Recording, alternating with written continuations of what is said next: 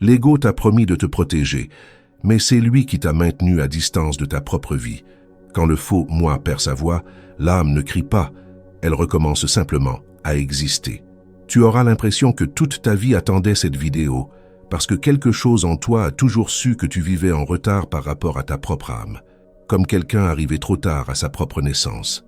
Tu te réveilles, tu respires, tu travailles, tu penses, tu cherches, mais il y a un poids silencieux qui dit que ce n'est pas le centre, que ce n'est pas le cœur, que ce n'est pas l'endroit d'où la vie devrait jaillir. Et la question qui détruit l'ego maintenant est simple et brutale. Si tu es si intelligent, si conscient, si spirituel, pourquoi vis-tu encore avec ce sentiment de manque, comme si tu étais toujours sur le point d'arriver, sans jamais arriver? La promesse ici n'est pas le confort, c'est le retour. Le retour à l'axe perdu, au point intérieur que le soufisme appelle l'essence, et que Jalal ad-Din Rumi a consacré toute sa vie à désigner, non par des théories, mais par le feu. Le premier coup fait mal parce qu'il révèle l'évidence que tu as évitée. Le véritable problème n'a jamais été le monde, ni le passé, ni la douleur. C'est l'ego qui a pris le contrôle et s'est fait passer pour toi. Tu croyais chercher la vérité, mais tu ne faisais qu'accumuler des idées pour te protéger du vide. Cette vidéo t'est parvenue parce que ce théâtre intérieur a commencé à s'effondrer. Si tu restes jusqu'au bout, tu n'apprendras rien de nouveau. Tu perdras quelque chose de faux. Et c'est précisément cela qui change tout. Tu as l'impression que quelque chose en toi est à genoux depuis des années, suppliant pour le silence, l'espace, la vérité, tandis qu'une autre partie parle sans cesse, explique tout, justifie tout, contrôle tout. Cette partie bruyante, c'est l'ego. Dans le soufisme, l'ego n'est pas un monstre mystique. C'est un mécanisme simple, l'identité qui s'approprie la vie pour ne pas disparaître. Il ne veut pas que tu sois libre, il veut que tu sois prévisible. Il ne veut pas la vérité, il veut la sécurité. Et tu as confondu la sécurité avec la paix. Rumi n'a pas cherché à améliorer l'ego. Il l'a exposé jusqu'à ce qu'il devienne insupportable d'y habiter. C'est pourquoi ses paroles traversent les siècles. Elles ne sont pas belles, elles sont précises. Quand il parle d'amour, ce n'est pas du romantisme, c'est de la dissolution. L'amour pour le soufisme est ce qui brûle le faux jusqu'à ce que ne subsiste que le réel. L'ego en toi se sent maintenant menacé parce qu'il est vu. Il réalise qu'il n'est pas profond, mais répétitif. Pas sage, mais réactif. Il se nourrit de comparaison, de culpabilité, d'espoir projeté dans le futur. Observe comme il promet toujours plus tard, après la prochaine pratique, la prochaine vidéo, la prochaine compréhension. L'âme ne promet pas plus tard. L'âme n'existe que maintenant. C'est pour cela que tu ressens un soulagement lorsque tu cesses de penser ne serait-ce qu'une seconde. Ce soulagement ne vient pas d'une réponse, il vient de l'absence du faux propriétaire de la maison. Le soufisme appelle cela le souvenir, non pas un souvenir mental, mais le souvenir de ce que tu es avant le nom, avant l'histoire, avant l'effort. Tu as essayé de te trouver en accumulant, mais le chemin a toujours été de te vider. L'ego déteste cela, car sans charge, il n'existe pas. Il a besoin de problèmes, de drames, d'identité. Il veut être quelqu'un de spécial, d'éveillé, de différent. L'âme ne veut pas être spéciale, elle veut être vraie. Et la vérité est trop simple pour que l'ego l'accepte. Elle n'impressionne pas, n'explique pas, ne rivalise pas. Elle est simplement. C'est pour cela que Rumi utilisait des images simples. Le vin qui enivre, le feu qui consume, l'amant qui se perd. Il parlait à ceux qui étaient prêts à perdre la pose, non à ceux qui voulaient la renforcer. Maintenant, ressens l'inconfort avec honnêteté. Combien de fois as-tu utilisé la spiritualité pour éviter de ressentir? Combien de fois as-tu transformé la quête en identité? L'ego adore se déguiser en chercheur, car ainsi il n'a jamais besoin d'arriver. Il vit dans le mouvement pour ne pas s'arrêter exactement au point où il disparaît. Cette vidéo n'est pas là pour t'apprendre le soufisme. Elle est là pour utiliser le soufisme comme un miroir. Et le miroir ne flatte pas, il révèle. Ce que tu appelles crise est l'ego qui perd de l'espace. Ce que tu appelles vide est l'âme qui respire pour la première fois sans interférence. Si tu le permets, un geste simple peut se produire dès maintenant. Cesser d'obéir à la voix qui commande tout. Ne pas lutter contre elle, ne pas discuter, simplement ne pas la suivre. Ce petit acte est plus radical que 1000 concepts. C'est là que la vie commence à s'aligner, Non parce que tu as contrôlé, mais parce que tu t'es retiré du chemin. Rumi le montrait sans détour. Tant que tu tenteras de te sauver, tu resteras prisonnier. Quand tu cesses de te retenir, quelque chose de plus grand te soutient. Et ce quelque chose ne vient pas de l'extérieur. Il a toujours été là, attendant que l'ego se fatigue. C'est peut-être pour cela que cette vidéo te semble familière, comme si tu savais déjà tout cela avant de l'entendre. Parce que tu le sais, l'ego apprend, l'âme reconnaît, et lorsque l'âme reconnaît, il n'y a pas d'euphorie, il y a du repos. Un repos que l'ego ne supporte pas parce qu'il ne peut pas se l'approprier. C'est ici que la vie commence à changer sans effort, non comme une promesse future, mais comme un déplacement intérieur immédiat. Et si cela touche quelque chose en toi maintenant? La question qui reste ouverte n'est pas confortable, mais elle est inévitable. Qu'est-ce qui, en toi, insiste encore pour parler quand il n'y a déjà plus rien à dire? Tu es encore ici parce que quelque chose en toi a compris que ce n'est pas de la curiosité, c'est de la reconnaissance. Ce n'est pas de l'intérêt, c'est de l'urgence. Ton âme ne demande pas plus d'informations, elle demande de l'espace. Et l'ego le sait. C'est pourquoi il crée de la fatigue, de la distraction, du doute, n'importe quoi pour t'arracher à ce point précis où tu commences à te voir sans masque. L'ego ne craint pas l'erreur. Il craint le silence, parce que dans le silence, il n'a plus de fonction. Et tu as passé ta vie à confondre cette voix bruyante avec la conscience, alors qu'elle n'était qu'une peur organisée. Il existe une douleur particulière que tu ressens et que tu nommes presque jamais. Ce n'est ni une tristesse claire ni une anxiété manifeste. C'est la sensation de vivre ta propre vie en spectateur, comme si quelque chose se tenait toujours entre toi et l'expérience directe d'être vivant. Cette barrière invisible, c'est l'ego en action. Il interprète la vie au lieu de la laisser te traverser. Il raconte tout pour ne rien ressentir entièrement, et tu appelles cela contrôle, maturité, intelligence, alors que c'est en réalité une anesthésie continue. L'ego se sent sophistiqué parce qu'il sait expliquer. Il transforme tout en concept pour ne pas se rendre. Dans le soufisme, cela est considéré comme la plus grande illusion spirituelle. Croire que comprendre équivaut à traverser. Tu as trop compris et trop peu vécu. Tu as compris la douleur, mais tu ne l'as pas laissé brûler. Tu as compris l'amour, mais tu ne t'y es pas perdu. Tu as compris le silence, mais tu n'y es jamais resté assez longtemps pour disparaître. L'ego préfère comprendre, parce que comprendre maintient une distance sûre entre toi et la vérité. L'âme n'explique pas, l'âme reconnaît, et la reconnaissance ne donne aucune scène à l'ego. C'est pourquoi l'ego se sent humilié ici, parce qu'il n'y a rien à faire pour lui. Aucune technique à maîtriser, aucune identité à revêtir, aucune conquête à exhiber. Juste rester, juste cesser de fuir. Et cela, pour l'ego, est une mort symbolique. Pour l'âme, c'est un retour. Tu n'es pas invité à devenir quelque chose. Tu es appelé à cesser de faire semblant d'être quelque chose. Observe comme l'ego dit toujours « je pense, je ressens, je cherche, je me suis éveillé ». Le soufisme pointe quelque chose d'inconfortable. Tant qu'il y a quelqu'un qui dit « je suis arrivé », personne n'est encore arrivé. L'arrivée réelle n'a pas de témoin intérieur. Il n'y a personne pour célébrer. Il n'y a que la présence sans narrateur. C'est pourquoi l'ego tente de s'approprier même l'idée de l'âme. Il veut être l'âme, parler en son nom. Mais l'âme ne parle pas fort. Elle ne se défend pas. Elle ne discute pas. Elle demeure simplement quand le bruit cesse. Tu as peut-être passé des années à essayer de t'améliorer, être moins réactif, plus calme, plus conscient. Mais l'ego adore les projets d'amélioration. S'améliorer, c'est repousser la fin.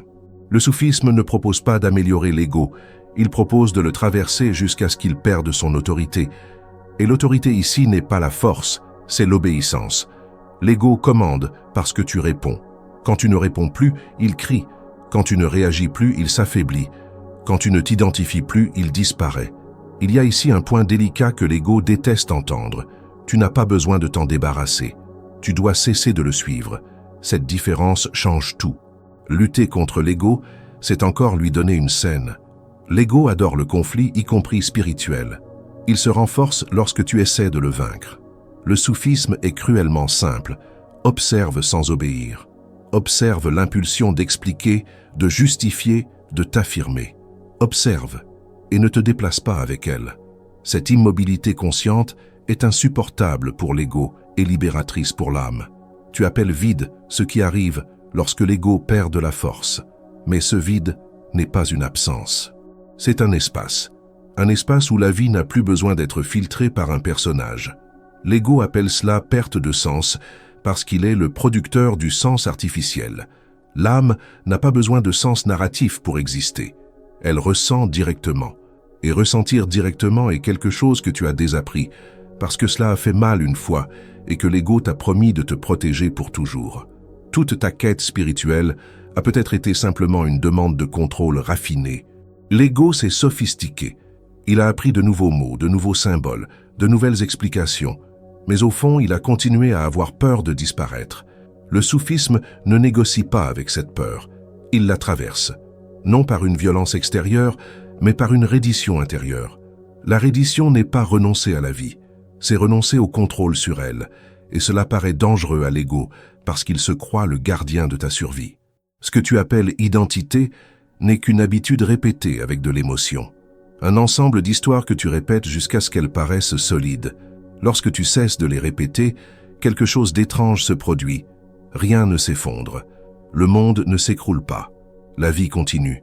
Et c'est à ce moment-là que l'ego panique parce qu'il réalise qu'il n'était pas essentiel, seulement insistant. L'âme n'a jamais paniqué parce qu'elle n'a jamais eu besoin de prouver qu'elle existait. Il y a en toi une fatigue ancienne qui ne vient pas de l'effort physique, mais du maintien constant d'une image intérieure. Rester cohérent, compréhensible, justifiable. L'ego travaille sans relâche pour maintenir cette cohérence. L'âme n'a pas besoin d'être cohérente. Elle est vivante, et la vie ne suit pas de scénario fixe. C'est pourquoi l'ego appelle l'âme dangereuse, non parce qu'elle détruit, mais parce qu'elle ne demande pas la permission. Le soufisme indique que le plus grand voile n'est pas le monde, mais le moi qui regarde le monde. Tant qu'il y a quelqu'un entre toi et l'expérience, il y a séparation. Et tu ressens cette séparation comme une solitude existentielle, même entourée de personnes, d'idées et de pratiques. Cette solitude n'est pas un manque de compagnie, c'est un excès d'identité. Lorsque l'identité se relâche, la séparation se dissout sans effort. Tu as peut-être ressenti en de rares moments une paix sans raison. Elle ne venait ni d'une conquête, ni d'une réponse, ni d'une compréhension. Elle venait de rien. Ces moments effraient l'ego parce qu'ils ne dépendent pas de lui. Il ne les a pas produits. Ils sont simplement survenus quand il a failli un instant. Le soufisme ne cherche pas à produire ces états. Il enlève l'obstacle qui empêche qu'il soit le fond permanent. Tu n'as pas besoin de devenir humble. Tu dois voir que l'ego est petit, non au sens moral mais structurel. Il est limité, répétitif, prévisible. L'âme est vaste, silencieuse, directe. Quand tu vois cela clairement, sans haine et sans attachement, quelque chose se réorganise à l'intérieur. Pas comme une explosion, mais comme un réglage fin. Et l'ego déteste les ajustements silencieux parce qu'il ne peut pas en revendiquer le mérite. Cette vidéo ne t'emmène nulle part, elle te ramène. Et cela trouble l'ego parce qu'il ne comprend que le progrès linéaire. Revenir lui semble un échec, mais revenir au centre est le seul mouvement réel. Tout le reste est une distraction élégante. Le soufisme ne promet pas une évolution infinie. Il promet une vérité simple. Et la vérité simple est intolérable pour l'ego parce qu'elle ne l'agrandit pas. Tu n'es pas en retard. Tu ne l'as jamais été. Le temps de l'ego est psychologique, fait de passé et de futur. L'âme n'opère pas dans ce temps-là. Elle ne reconnaît que maintenant. Lorsque tu touches ce maintenant sans commenter, sans juger, sans nommer, quelque chose en toi se repose d'une fatigue dont tu ne savais même pas que tu la portais. Ce repos n'est pas la fin du chemin. C'est la fin de l'illusion qu'il y avait un autre chemin que celui-ci. Et c'est précisément ici que l'ego tente de te tirer en arrière avec sa question la plus perfide. Et maintenant, il veut une prochaine étape, une méthode, une garantie. Mais le soufisme ne répond pas à « et maintenant ». Il dissout la question, parce que la question naît de l'esprit qui veut rester aux commandes. Quand la question tombe, il ne reste pas le vide. Il reste une présence vivante, sans scénario, sans promesse, sans report. Si tu ressens maintenant un inconfort mêlé de soulagement, n'essaie pas de le résoudre. N'essaie pas de mieux comprendre. N'essaie pas de l'appliquer comme une technique. Reconnais simplement que quelque chose de faux a perdu de la force et que quelque chose de réel a gagné de l'espace. L'ego tentera encore de se réorganiser, de s'expliquer, de se rétablir. Il essaie toujours. La seule chose qu'il n'essaie jamais, c'est l'âme. Elle attend simplement que tu cesses de la traverser avec du bruit. Et peut-être que la provocation qui reste ouverte sans réponse immédiate, est précisément celle que l'ego déteste et que l'âme reconnaît. Si tu cesses de te définir maintenant, qui reste à vivre ta vie? Il arrive un point où l'ego commence à se fatiguer de feindre la force. Il continue de parler, de fabriquer des histoires, mais quelque chose en lui sait déjà qu'il perd du terrain. Cette fatigue n'est pas une faiblesse, c'est le début de l'effondrement de la farce. Tu le ressens quand plus rien de nouveau ne satisfait, quand aucune réponse ne comble, quand aucune explication ne referme le trou. L'ego appelle cela une crise, l'âme appelle cela une ouverture. Et tu te tiens exactement dans cet intervalle inconfortable où il n'est plus possible de se rendormir, mais où il fait encore peur de s'éveiller complètement. L'ego se maintient par l'effort continu. Il a besoin d'être constamment en train de faire quelque chose, analyser, planifier, comparer, évaluer. Quand tu t'arrêtes, il panique. C'est pourquoi il t'a convaincu que s'arrêter est dangereux, improductif, irresponsable. Mais observe honnêtement, combien de cet effort t'a réellement apporté la paix? L'ego t'a maintenu occupé pour que tu ne remarques pas à quel point tu étais éloigné de toi-même. L'âme n'a pas besoin d'occupation, elle a besoin de présence. On t'a appris à croire que penser, c'est exister, que si tu ne raisonnes pas, quelque chose ne va pas. Le soufisme indique l'inverse. L'excès de pensée est un signe de séparation. Quand la vie s'écoule sans interférence, il n'y a pas de commentaire intérieur constant. L'ego commente parce qu'il est à l'extérieur. Il observe la vie comme quelqu'un qui regarde un film et tente d'en contrôler le scénario. L'âme ne regarde pas. Elle est la scène en train de se produire. Il existe une solitude particulière qui naît lorsque l'ego commence à s'effriter. Ce n'est pas la solitude d'être seul dans le monde, c'est la solitude de ne plus savoir qui tu es. L'ego fournissait toujours des réponses rapides. Je suis ceci, je veux cela, je crois en cela. Quand ces phrases perdent leur force, un silence inconfortable apparaît. Ce silence est l'espace où quelque chose de réel peut émerger.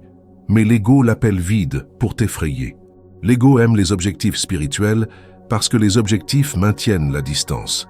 Il promet un lendemain meilleur, un état futur, une version améliorée de toi. L'âme ne fonctionne pas par promesse. Elle ne pointe pas vers demain. Elle n'existe que lorsque tu cesses de te projeter. Et cela humilie l'ego car il vit de projections. Sans futur imaginé, il n'a plus où s'appuyer. Tu peux remarquer que lorsque l'ego perd de la force, une sensibilité accrue apparaît. Les choses simples touchent de plus profondément. Les petits gestes prennent du poids. L'ego déteste cela parce que la sensibilité ne peut pas être contrôlée. Il préfère la dureté, le concept, la défense. L'âme est sensible parce qu'elle n'a pas d'armure. Et cette sensibilité n'est pas une fragilité. C'est un contact direct avec la vie, sans filtre. L'ego se définit par la comparaison. Il a besoin de savoir s'il est en avance, en retard, au-dessus ou au-dessous. Quand la comparaison s'effondre, quelque chose d'étrange se produit. L'urgence diminue. Et sans urgence, l'ego ne gouverne plus. L'âme ne compare pas parce qu'elle ne rivalise pas. Elle n'a rien à prouver. Elle répond simplement à ce qui est vivant dans l'instant. Cela paraît trop simple pour que l'ego l'accepte. Il y a une colère silencieuse dans l'ego lorsqu'il réalise qu'il n'est pas nécessaire. Cette colère peut apparaître comme de l'irritation, de l'impatience, une critique du contenu, l'envie de partir. Tout cela sont des tentatives de reprendre le contrôle. Voir cela sans réagir est un acte radical. Ne pas réprimer, ne pas justifier, simplement ne pas suivre. Ce non-suivre est le début de la liberté réelle, non comme idée, mais comme expérience corporelle. Tu as peut-être cherché la spiritualité pour te sentir spécial, différent, choisi. L'ego adore ce récit. Le soufisme le coupe à la racine. Il dit « Tant que tu voudras être spécial, tu resteras séparé. » L'âme ne veut pas la distinction, elle veut la vérité. Et la vérité ne te place au-dessus de personne. Elle te dissout dans ce qui est commun, simple et réel. L'ego a besoin de reconnaissance, externe ou interne. Il veut des applaudissements, de l'approbation, de la confirmation. Même quand personne ne regarde, il crée un public imaginaire. L'âme ne performe pas. Quand elle est présente, il n'y a pas de spectateur. Il n'y a que la vie en train de se vivre.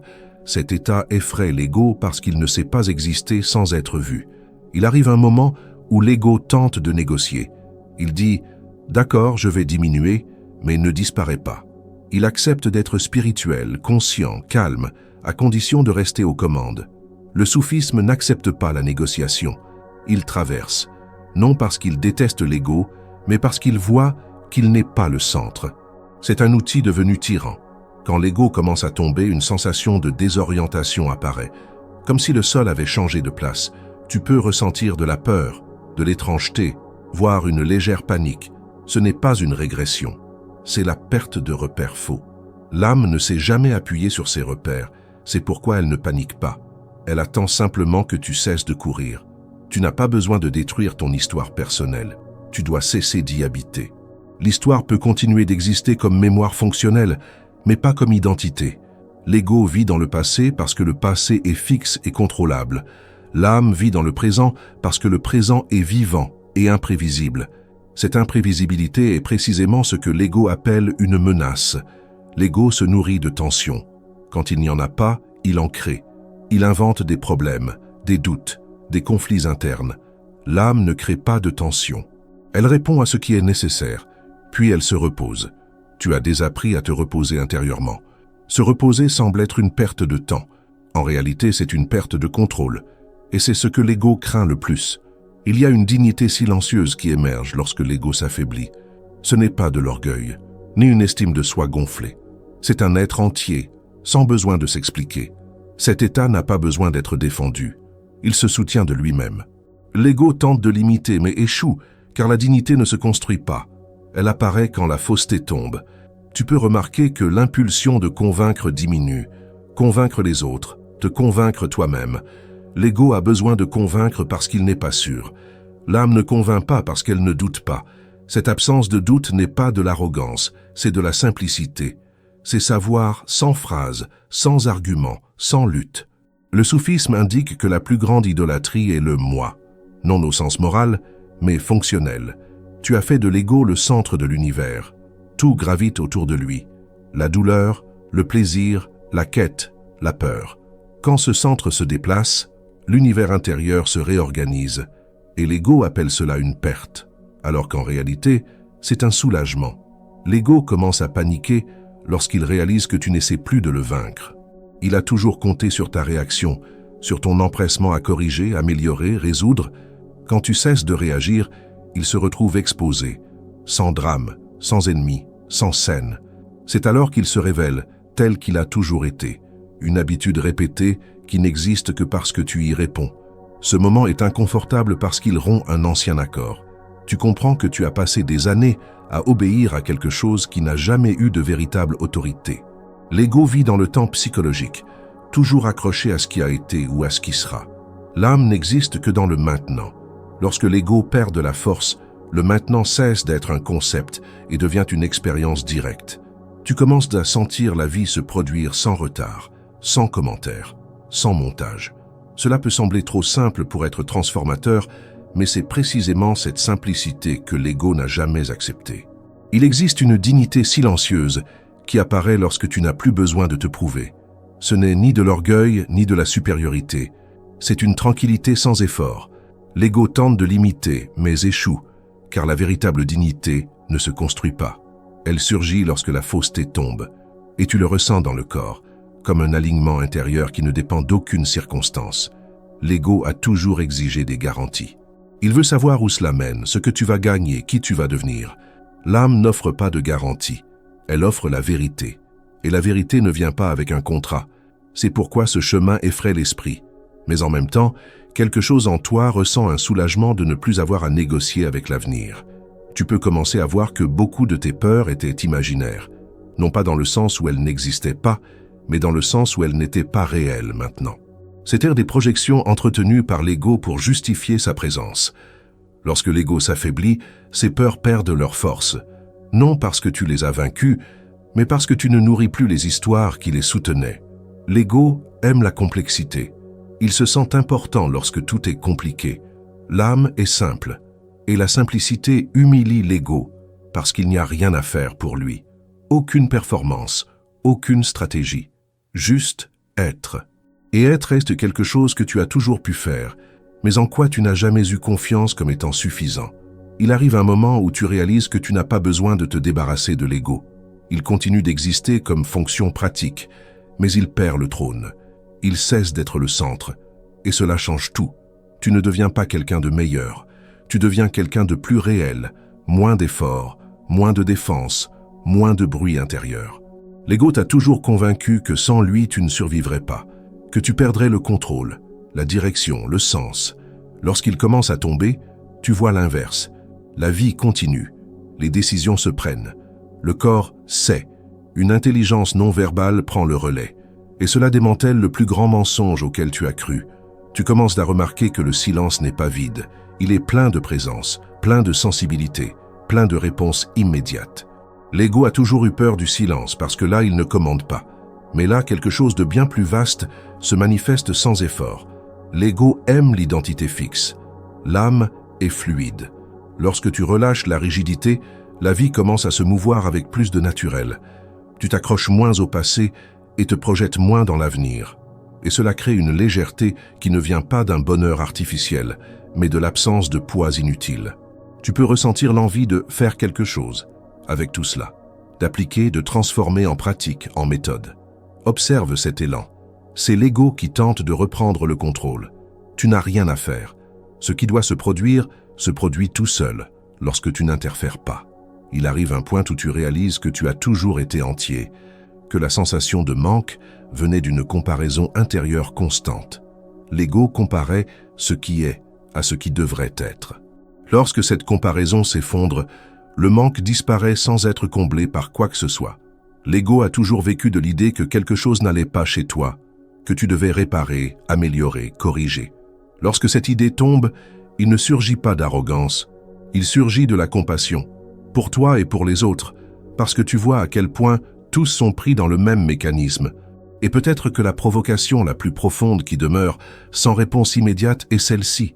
Si l'ego n'a plus besoin de commander, qu'est-ce qui commence à vivre en toi lorsque personne n'essaie plus d'être quelqu'un?